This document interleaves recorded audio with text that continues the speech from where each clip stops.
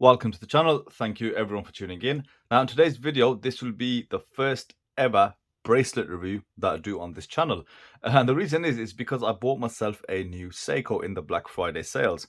Now this is not a new release Seiko, but it's just a new watch in the collection. This is of course the Seiko Alpinist, the SPB197J1. And I picked it up in the recent Black Friday sales. I picked it up from a company called AMJ Watches, and I think they had this on for around 510 or £20. And I think it's the cheapest I've seen it in the sales. And one thing about, Seikos, the used market is absolutely crazy. This particular model, I've seen it resell for, around 450 starting, about 550, even around 600, up to a few months ago. So when I saw the price on sale, it was a no-brainer. You'd rather get a brand new watch, which has been untouched, for just a bit more. Now, the only reason I wanted this watch is just purely based on this dial color. I absolutely love this dial color ever since the watch was released. They've done that weird thing where they released, I think, the Hodinkee version, which is the dials are a lot more blue, and that is still retailing for like over $1,000 or £1,000. And then they came up with this European edition. I really like this sort of slate grayed out blue dial, sunburst of course, and I'm a huge fan of the Seiko Alpinist. I've got my green and gold one here, which with an aftermarket Strapcode bracelet. Now this is where the review for the bracelet comes in. Now, as with many owners, with this particular watch, the bracelets for these Alpinists aren't the best. Now, while the quality is pretty decent, you've got your normal 3-link bracelet, polished sides, fully brushed. It does feel relatively smooth in hand. The end link fit and finish isn't the best. I mean, it fits fine, but you do have a slight, very small gap. You do have just a tiny bit of jiggle in the actual end links. Nothing on this side, but just on this side.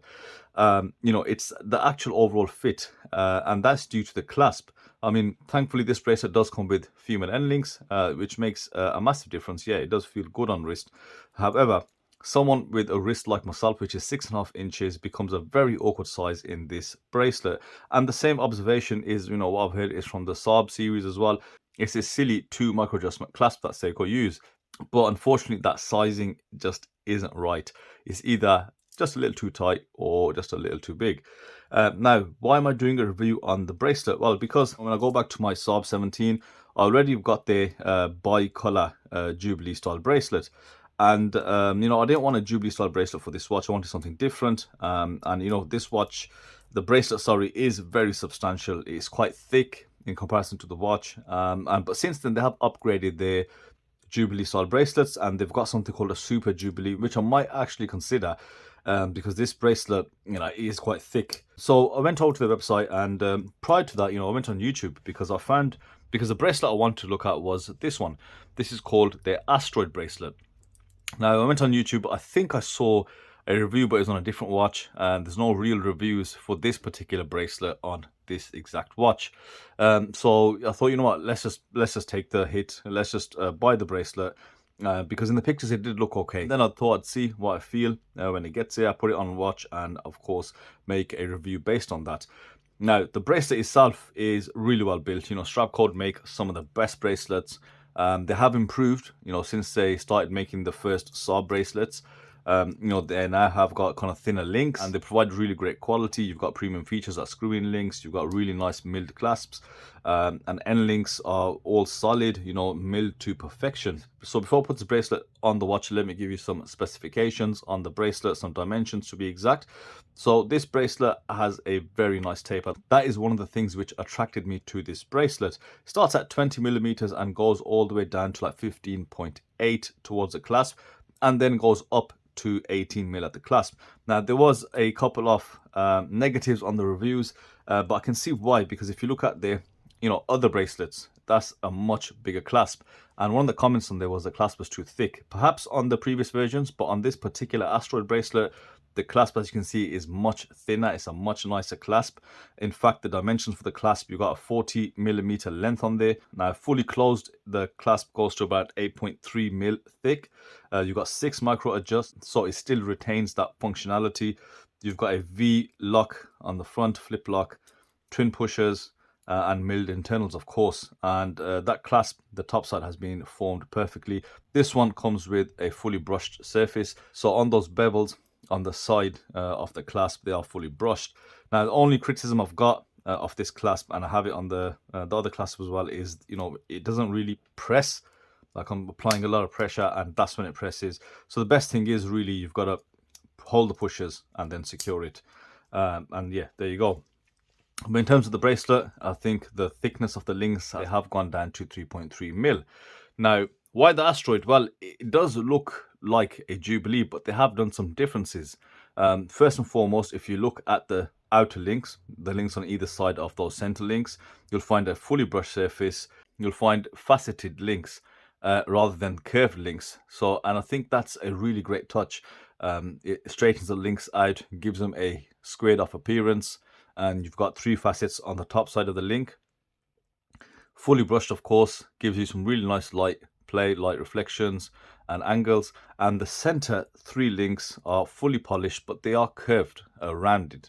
You know, I would have liked it if they were still flat, like the side links, but I don't mind this as well. So fully rounded, fully polished links, and these are all individual links. So effectively, this is a 7-link bracelet. And the quality of it is awesome in hand. No sharp edges. The edges of this bracelet have been refined. As I said, screw-in links. Now, the screws on this bracelet are kind of different. The threading is actually towards the neck of the screw as opposed to the tail end. And you don't have holes on either side as well. So they don't bottom out. They just screw in nicely. And they're quite thin as well. So I guess I'd be careful when I'm screwing them in and out. But the bracelet came, fit it to the watch, and I absolutely love this bracelet. I think it looks really good. I like what they've done with the links. Now, the only negative about this bracelet is, of course, those male end links. And when this bracelet arrived, looking at the male end links, I was slightly disappointed. But, you know, having fitted it to the watch, I don't think it really affects how this sits on wrist. But, you know, it does cause that first link after the end link to kind of be on display. But, you know, this problem that I'm having, or, you know, what I'm talking about now, is heavily dependent on your wrist size. So you may not have this issue if you've got a wrist size which is bigger than, you know, 6.5 inches, maybe around 7 inches. You might not have that problem. But a lot of people do report the same issue with the Seiko Sobs and the Alpinist. So before I go ahead and replace that bracelet, I want to put this watch in its current state on my wrist and show you guys how that looks. So here's the Seiko SPB197 J1 on my 6.5 inch wrist, and it is a very snug fit. Usually I like to wear my watches where I can just, you know, squeeze this finger between the clasp and the wrist, which I think a lot of people do, is quite common. However, you can see just there's no go, and, you know, throughout the day it does kind of, you know, squeeze the wrist, and you do end up with, you know, those marks, which you don't really want. I think it's a sign that your watch is on too tight if you do get those marks. But the female end links of this bracelet do make it very comfortable, allows full articulation around the wrist. And, you know, for the most part, it is quite an understated bracelet. It's, you know, plain and simple. I would have liked to see more of a taper on there, but this is, I think, what drew me to this bracelet. As you can see, that gorgeous taper, and, you know, with the mixture of brushing and polishing, you get some lovely, you know, light reflections of this bracelet, and it really does look stunning. So let's go ahead and replace this bracelet with this one, and let's see how that looks. So replacement done. Here we have the Seiko SPB197 on the Strapcode Asteroid bracelet, and it has totally transformed the look of the watch. There you've got those male end links sticking out slightly, but, you know, you do have this gorgeous bracelet now with those faceted links on the side, curved center links, 7 links, and yeah, that is a really good look. Now, as far as aftermarket bracelets go, I think Strapcode are some of the best. For example, you know, when I replace the bracelet, those end links just slide straight in. There's no jiggling, there's no wiggling around, there's no messing around with the spring bars. I think, you know, you guys out there, when you've got loads of watches in your collection, and when you start messing around with aftermarket bracelets and spring bars, you know, it is sometimes difficult. You have to wiggle the spring bar a bit, bend it slightly to get into the gap. But this one, just as soon as you push the bars in, goes straight in, fits perfect. It's got a better fit than the original, but look, there's no movement in these links, you know, in between the lugs, not even the smallest of gaps, just fits perfect. Now, they also have upgraded the spring bars for you guys. The ones on the Seiko bracelet, they're around 1.7 mil. While adequate, I think any spring bar over 1.6 mil, you know, if the bracelet and the lugs allow it, I think they're the better quality ones. But Strapcode provides you with 1.9 millimeter spring bars. Now, I'm conscious because I'm seeing these odd size spring bars. The Seiko one measured at 1.7 and this is 1.9. I believe my I believe my caliper might be out of spec. It might be out by 0.1, but I mean, this is not, you know, calibrated. It's not that precise. So yeah, it might be 1.8 mil, to be honest. I've not really heard of 1.9, but they are slightly thicker by 2 mil, by 0.2 mil. So again, Strapcode giving you like kind of premium features on the bracelet. So now let's put this on wrist and let's see how it looks. I do have a much better fit now with the 6 micro adjust and the smaller links. You know, you can kind of hone it into perfection. And there you go, you can just see my finger goes in there just right, giving me the right fit. And here we have the watch and the Asteroid bracelet on my 6.5 inch wrist. Unfortunately for this Alpinist, the lug to lug is quite compact. It's around 46.3 mil. Now, with the addition of those male end links, it has gone up to around 52.3, but you do have quite a decent slope on there. As you can see on my wrist, the links do touch the side of the wrist, and it's absolutely fine. I think any smaller, right, if your wrist was smaller than 6.5 inches, you will see these links stick out, and, you know, I think you're better off, obviously, sticking with the original bracelet. But as it goes, I think it's a nice little upgrade to the watch, and I think the mixture of the brushing and the polishing on the bracelet blends in nicely with the brushing and the polishing on the watch case. So for me, I think that's a good choice. I do like the bracelet, and as I said at the start of the video, when I looked, there was no review. Now there is a review of the Strapcode Asteroid bracelet on a Seiko Alpinist SPB197 J1. Now, there is another option. There's a reason I've got my Saab 33 sitting here, not just to look pretty. Uncle Seiko provide a clasp which has 3 micro adjusts. Now, shockingly enough, that third micro adjustment makes all the difference. This Saab has been sized really well. I mean, the bracelet is kind of constructed similarly in terms of you've got 2 smaller links, etc.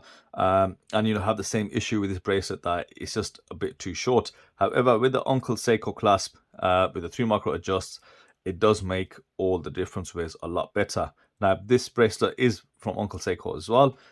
It's the, I think it's called the Continental bracelet. It's basically the same bracelet as you find on the discontinued the SCVS 001 watches, which are basically Saab, you know, before they were called Saab. So yeah, that is another option, much cheaper option. But if you're gonna order from Uncle Seiko, you might as well, you know, look at other bracelets. Now, in terms of why did I not get a bracelet from Uncle Seiko, I don't think for the Seiko Alpinist they've got as many options as you'd like. I think they've got a presidential style bracelet, and you know, that's about it really. I think Strapcode is the one to go for different options. And let me know in the comments, is this something you'd consider? I know there's a lot of people with this watch, and is this something you could see yourself wearing or probably getting? And on that note, the price for this is around £75 or around $90.